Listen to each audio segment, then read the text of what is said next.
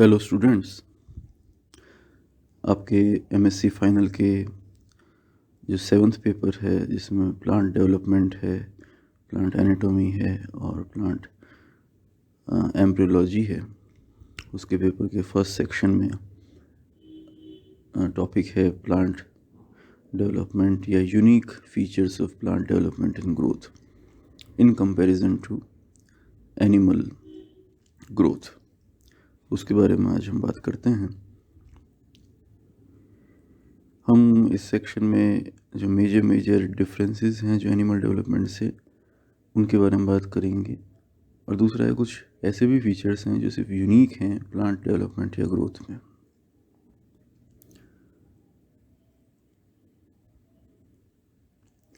सबसे पहले डिफरेंस हम देखें कि प्लांट्स में जो है आपको haploid and diploid phases of life है वो दोनों ही एक्टिव दिखती हैं, जबकि एनिमल्स में अभी तक, या मैं यूकैरियोट्स में खासकर, लेकिन जो एनिमल्स में है आपको डिप्लॉइड ही हमेशा फेज ऑफ लाइफ एक्टिव दिखता है, हैप्लॉइड फेज कभी भी दिखता नहीं है। जबकि आप जानते हैं प्लांट्स में बिफोर टेडोफाइट्स आपको एल्गी हुई, कुछ एडवांस एल्गी में अलग बात है, लेकिन ज़्यादातर जो लोअर प्लांट्स हैं उनमें आपको एक्टिव फेज जो है वो हैप्लॉइड मिलता है। Lack of germline system of development है या सेल्स का जो है वो सिस्टम प्लांट्स में नहीं है। Occurrence of double fertilization in course of sexual reproduction to produce both an embryo and nutritive tissue endosperm। जो डबल फर्टिलाइजेशन है सेक्सुअल रिप्रोडक्शन में, जिसमें कि एक जो एग है वो एक मेल गैमेट से फर्टिलाइज होता है और दूसरा जो है पोलर न्यूक्लियाई हैं वो दूसरे मेल गैमेट से फर्टिलाइज होता है, जिससे एंडोस्पर्म फॉर्म करता है। ये जो न्यूट्रिटिव टिश्यू होता है जो एंडोस्पर्म आप जानते हैं, ये जो चीज़ है या ये जो डबल फर्टिलाइजेशन का सिस्टम है और एंडोस्पर्म जो ग्रोथ है, ये एनिमल्स में हम पाते नहीं हैं, ये सिर्फ प्लांट्स में यूनिक है।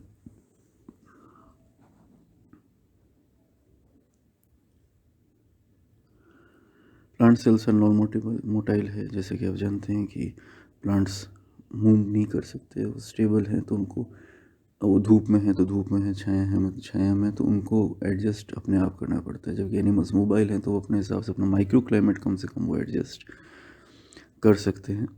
The rate of cell division and direction of the elongation of determine the plant shape and form. Although plants have three basic tissues, dermis, ground tissue, and osculum, they don't depend on gastrulation to form these layer structure। Embryology के अंदर, अगर animal embryology में आपको ध्यान होगा, gastrulation phase होता है, वो यहाँ पर प्लांट्स में मौजूद नहीं होता। प्लांट्स जो हैं वो अपनी जीवन पर्यंत ग्रो कर सकते हैं या करते रहते हैं, जबकि एनिमल्स में जो है एक एज होती है, वहाँ तक वो ग्रो करते हैं, उसके बाद उनमें ग्रोथ दिखाई नहीं देती। ये एक स्पेशल फीचर है प्लांट्स का।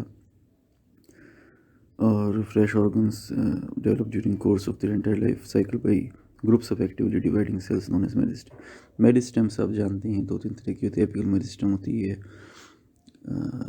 इंट्रिकलरी मेरिस्टेम होती है। मेरिस्टेम वो सेल हैं जो मेरिस्टेमेटिक एक्टिविटी जिनमें होती हैं, जो वेरी एक्टिवली डिवाइडिंग सेल्स होते हैं, और वो किसी भी पार्ट्स या किसी भी टिश्यू स्ट्रक्चर में अपने आप को फॉर्म कर सकते हैं। ये जो फीचर है वो प्लांट्स में एक्सक्लूसिव है। Plants have marvelously developed plasticity.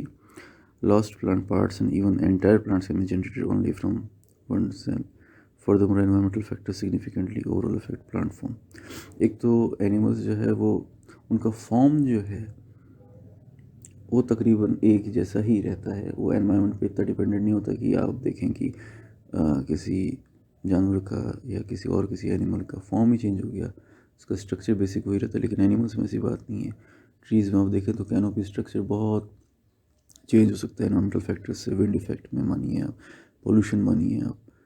और ये छोटे प्लांट्स में भी आपको कहीं ग्रोथ बहुत अच्छी मिलेगी, कहीं आपको स्टंटेड ग्रोथ मिलेगी। इस तरह की जो चीज़ें हैं ये प्लांट्स में बहुत ज़्यादा है।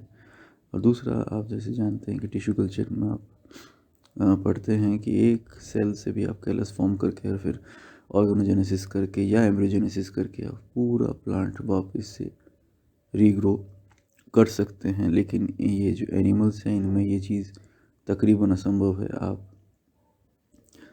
एक मास ऑफ सेल तो डेवलप कर सकते हैं, लेकिन उससे आगे अगर आपको मैं कहूँ कि पेट्री प्लेट में या ऑर्गेनोजेनेसिस के थ्रू आप पूरा प्लांट या एक एनिमल डेवलप कर सके, एनिमल नहीं हो सकता लेकिन प्लांट को आप कर सकते हैं। कुछ फीचर्स ऐसे भी हैं जो प्लांट और एनिमल डेवलपमेंट में कॉमन है। पहली बात यह कि फर्टिलाइजेशन एक एग और एक स्पर्म या मेल गैमेट के फ्यूज़न से ही होता है, जो कि दोनों में कॉमन है। सेल डिवीज़न और सेल ग्रोथ जो है make the shape of embryo. Embryo जो है इसकी ग्रोथ जो है या उसकी शेप जो है वो उनके सेल डिवीज़न पे डिपेंड करती है। Molecular mechanisms responsive for generation of diverse cells of types.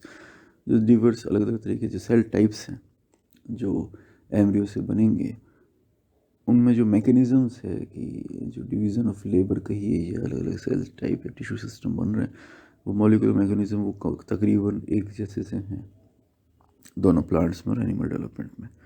In plant, natural selection can take place on the haploid genome because the presence of active gametophytic phase.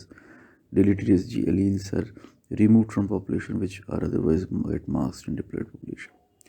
क्योंकि haploid genome जो है वो यह active gametophytic phase active है, और क्योंकि gametophytic phase में एक ही कॉपी ऑफ एलील होते हैं या एक ही कॉपी ऑफ जीन्स होते हैं, तो अगर कोई ऐसा जीन है जो कि डिलीटीरियस है, डिलीटीरियस मतलब उसमें म्यूटेशन हो गई या एक ऐसा जीन है जो कि ग्रोथ को रोक रहा है, तो वो गैमेटोफिटिक फेज़ वहीं ख़त्म हो जाएगा और वो डिप्लॉइड फेज़ में नहीं जा पाएगा।